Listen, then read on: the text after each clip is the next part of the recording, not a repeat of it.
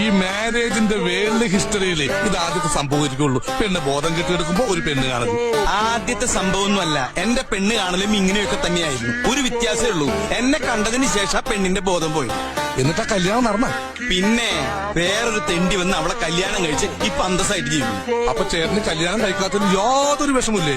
വിഷമം വരുമ്പോ ഞാൻ ചട്ടകെടുത്ത് ചൂടുള്ള പായസത്തിലിട്ട് രണ്ട് ഇളക്കളക്കും. എന്നിട്ട് വിഷമം തിന്നെങ്കിൽ രണ്ട് പപ്പടം കാച്ചും. ഉദാഹരണത്തിന് ഇവന്റെ ഭാര്യയോട് ഒരുത്തിന് പ്രേമുണ്ട്, അവൾക്കും ചെറിയൊരു ഇഷ്ടമുണ്ട്.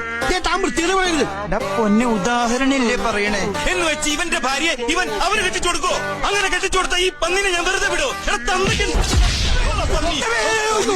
ഒരു ഉദാഹരണം പറഞ്ഞല്ലേ? ഉദാഹരണം ഞാൻ മാറ്റിൽ നിന്ന് പോയിടാ. സ്നേഹത്തോടെ ഇവര് വെച്ച് നീട്ടുമ്പോ എങ്ങനെയാ മോളെ കഴിക്കാതിരിക്കണേ?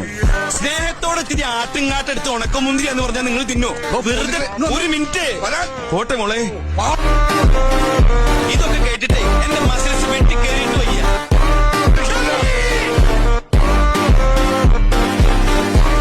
ബോഡി മെസ്സേജ് കാണിച്ചാലോ? ഒന്ന് കൊണ്ടുപോടും.